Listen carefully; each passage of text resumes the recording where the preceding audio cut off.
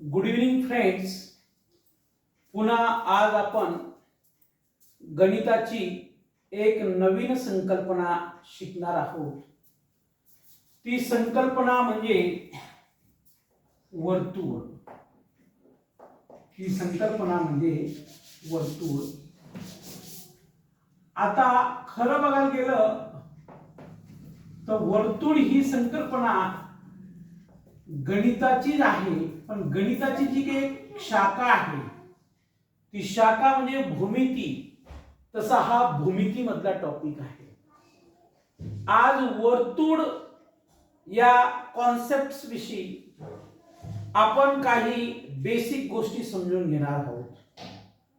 आता नेमकं वर्तुळ या शब्दाचा आपण उच्चार केल्यानंतर आपल्या डोळ्यासमोर एक गोल आकाराची आकृती तयार होते.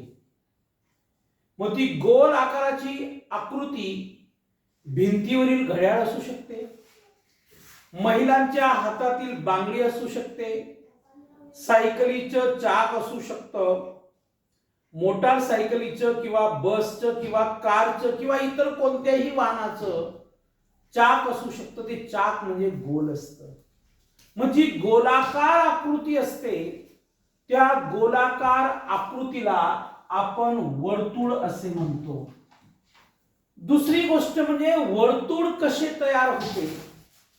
वर्तुळ हे अनेक बिंदूंनी बनलेलं असतं. लक्षात घ्या, वर्तुळ हे अनेक बिंदूंनी बनलेलं असतं. या वर्तुळामध्ये अनेक बिंदू एकत्र येऊन ते वर्तुळ तयार झालेलं असतं. आता वर्तुळाची आपण आकृती काढण्याचा प्रयत्न करूया. तसं वर्तुळ हे तंतोतंत गोल असलं पाहिजे.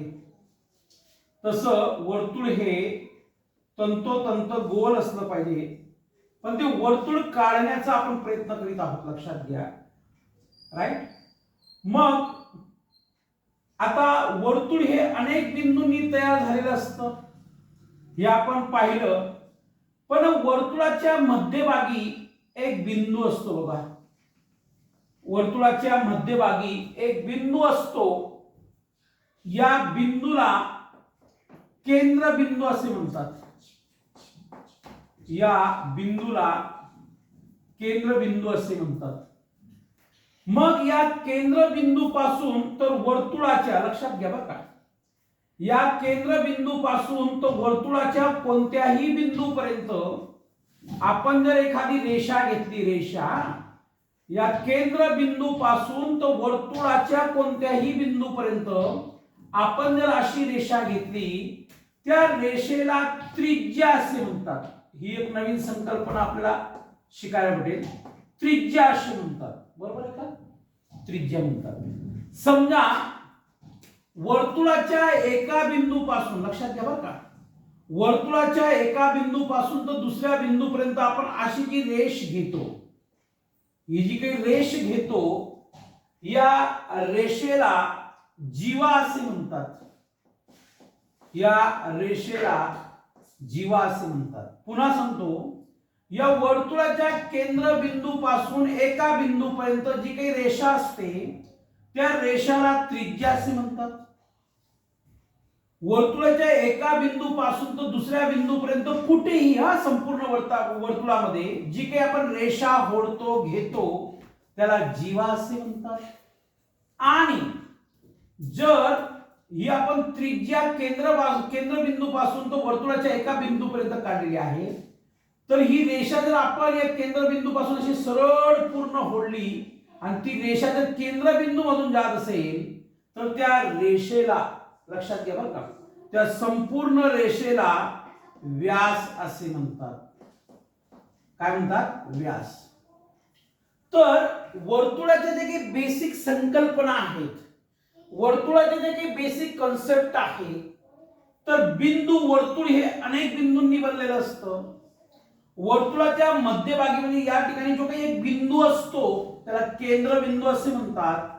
या बिंदू पासून या दिशेला, या दिशेला, या दिशेला किंवा वरच्या दिशेला कुठेही बिंदू पासून वर्तुळाच्या बिंदू पर्यंत रेषा घेतली असता त्या रेषेला त्रिज्या असे म्हणतात.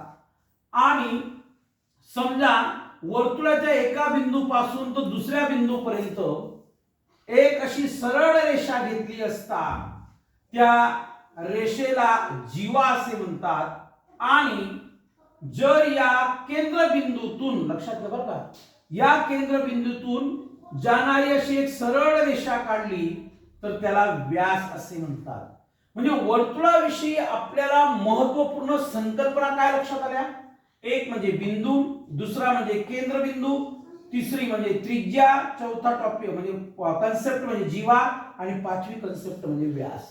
तर या गोष्टी वर्तुळाच्या बाबतीत समजून घेणं फार महत्वाचं आहे. मग आता अजून एक महत्वाचा मुद्दा या वर्तुळाविषयी, की वर्तुळ जर आपल्याला काढायचं असेल, लक्षात घ्या बरं का, आपल्याला जर वर्तुळ काढायचं असेल तर या वर्तुळ काढण्यासाठी कंपासचा वापर करतात. मग आता नेमकं कंपास म्हणजे काय, की आपली जी काही कंपास पेटी असते त्या कंपास पेटीमध्ये हे कंपास तुम्ही पाहिलं असेल, हे कंपास असं असतं बघा, हे कंपास असं असतं, लक्षात घ्या. हे कंपास अशा पद्धतीने असतं. इथं पेन्सिल अडकवण्यासाठी जागा असते.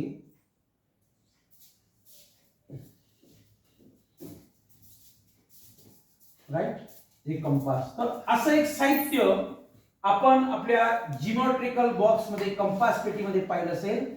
तर हे तुम्ही जे काही आकृती बघताय किंवा हे साहित्य जे काही आहे त्या कंपास पेटीमधलं, त्याला कंपास असे म्हणतात.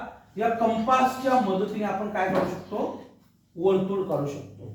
मग हे कंपास एक अशी पट्टी दिलेली असते ज्याला आपण स्केल म्हणतो, मोजपट्टी असते, लक्षात घ्या.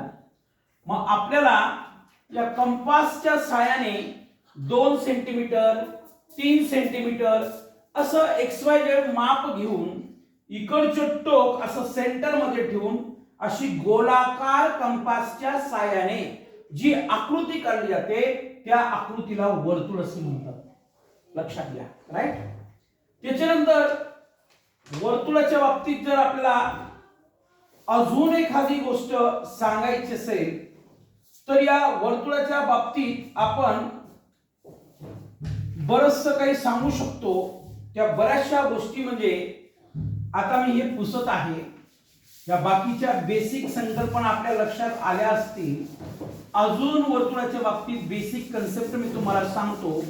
म्हणजे थोडक्यात आपल्याला प्राथमिक स्वरूपाचं नॉलेज वर्तुळाच्या बाबतीत आल्याशिवाय राहणार नाही. ही सर्वात अत्यंत इसेन्शियल व महत्वपूर्ण गोष्ट आहे. ती गोष्ट म्हणजे समजा एक वर्तुळ दिलं असतं, लक्षात घ्या, एक वर्तुळ असतं, लक्षात घ्या, एक वर्तुळ असतं. वर्तुळच्या मध्यभागी हा एक बिंदू असतो. या बिंदूला केंद्रबिंदू असे म्हणतात, असं मी तुम्हाला सांगितलेलं आहे. मग समजा या ठिकाणी मी A, B, C, D, E, F, G, H, I, J K वगैरे वगैरे, आणि इथं असं पॉइंट दिला, लक्षात घ्या बरं का. आता याच्यावरून तुम्हाला मला काय समजायचं ते सांगतो मी तुम्हाला. असे पॉइंट जर दिले आपण, लक्षात घ्या, आणि मध्ये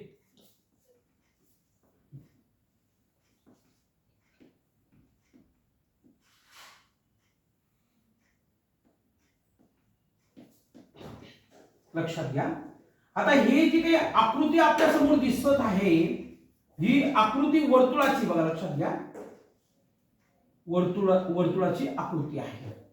मग आता या वर्तुळाची आकृती, या आकृतीवरून मला तुम्हाला काय समजायचं आहे की वर्तुळाचा अंतर्भाग, वर्तुळाचा अंतर्भाग आणि वर्तुळाचा, लक्षात घ्या बरं का, बाह्य भाग, बाह्य भाग म्हणजे वर्तुळाचा अंतर्भाग म्हणजे काय, वर्तुळाचा आतील भाग. अंतर्भाग म्हणजे काय, वर्तुळाचा आतील भाग. आणि वर्तुळाचा बाह्य भाग म्हणजे काय, वर्तुळाचा बाहेरील भाग. मग वर्तुळाचा अंतर्भाग म्हणजे काय? हा मध्ये, म्हणजे वर्तुळाच्या मध्ये. आणि वर्तुळाचा बाह्य भाग म्हणजे काय? वर्तुळाच्या बाहेरचा भाग. मग आता बघा, ए इथं टिंब दिसतंय, मग याला कसं वाटणार? बिंदू ए, बिंदू बी, बिंदू सी, बिंदू डी, बिंदू ई, बिंदू एफ, बिंदू जी, बिंदू एच, बिंदू आय, बिंदू जे. मग आता हे बाहेरील जे काही तुम्हाला बिंदूच्या स्वरूपात इंग्रजीमधील लेटर्स दिसत आहेत, अक्षर दिसत आहेत, तर हे सगळे बाहेरील बिंदू आहेत. म्हणजे वर्तुळाचा बाह्य भाग जो आहे, या वर्तुळाच्या बाह्य भागातील हे बिंदू आहेत. मग आता वर्तुळाच्या अंतर्भागातील बिंदू कोणते आहेत? बिंदू पी, बिंदू क्यू, बिंदू एस, बिंदू आर आणि बिंदू टी हे वर्तुळाच्या अंतर्भागातील बिंदू आहेत. म्हणजे ह्या कॉन्सेप्टवरून, या आकृतीवरून आपल्याला काय समजायचं आहे की वर्तुळाचा बाह्य भाग काय असतो आणि वर्तुळाचा अंतर्भाग काय असतो, तर ते आपण समजलेलं आहे. अजून वर्तुळाच्या बाबतीत एक महत्वपूर्ण संकल्पना म्हणजे काय? ती संकल्पना फार महत्वाची आहे. ती संकल्पना म्हणजे वर्तुळ कंस. लक्षात घ्या, ती संकल्पना म्हणजे वर्तुळ कंस. लक्षात घ्या. आता वर्तुळ कंस म्हणजे काय? की एक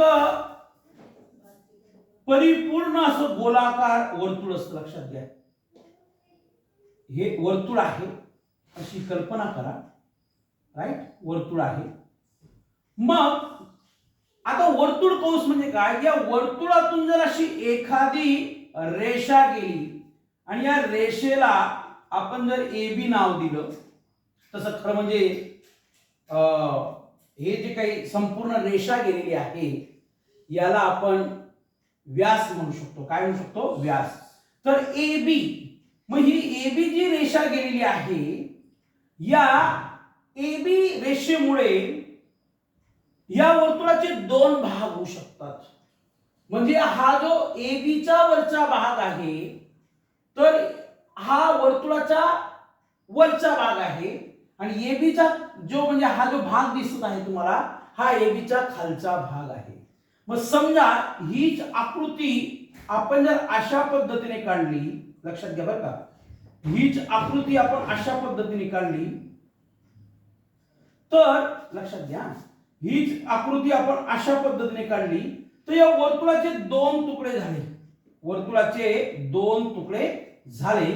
मग वर्तुळाचे जेव्हा दोन तुकडे होतात, तर वर्तुळाच्या पहिल्या भागाला म्हणजे पहिल्या तुकड्याला आणि दुसऱ्या तुकड्याला सुद्धा आपण भूमितीय भाषेमध्ये वर्तुळ कंस असे म्हणतो. लक्षात घ्या, त्याचे सुद्धा वर्तुळ कंसचे देखील सुद्धा लघु कंस, विशाल कंस, असे वेगवेगळी नाव आहेत, ते पण आपण बघणार आहोत. पण जेव्हा एका वर्तुळाचे दोन तुकडे होतात, मग ते सारख्या मापाचे होतील दोन तुकडे असं नाही. ते तुकडे कमी जास्ती मापाचे असू शकतात, कमी जास्त आकाराचे असू शकतात, पण जो काही आकार असेल तुकडे करत असताना, तो म्हणजे वर्तुळ कंस. इतकं लक्षात ठेवा. राईट. त्याच्यानंतर वर्तुळाच्या बाबतीत आपण वर्तुळ कंस म्हणजे काय, वर्तुळाचा अंतर्भाग म्हणजे काय, वर्तुळाचा बाह्य भाग म्हणजे काय, वर्तुळाची त्रिज्या म्हणजे काय, वर्तुळाचा व्यास म्हणजे काय, वर्तुळाची जीवा म्हणजे काय, वर्तुळ कसं तयार होतं, अशा या बेसिक संकल्पना आपण समजून घेण्याचा प्रयत्न केलेला आहे. तर आजच्यासाठी फक्त आपण एवढ्या संकल्पना लक्षात ठेवावा. लक्षात घ्या, वर्तुळाचे महत्वपूर्ण माहिती किंवा वर्तुळाचे कोणकोणते घटक आहेत. पहिली गोष्ट म्हणजे रिव्हिजन करून देते तुम्हाला, की वर्तुळ हे अनेक बिंदूंनी तयार झालेलं असतं.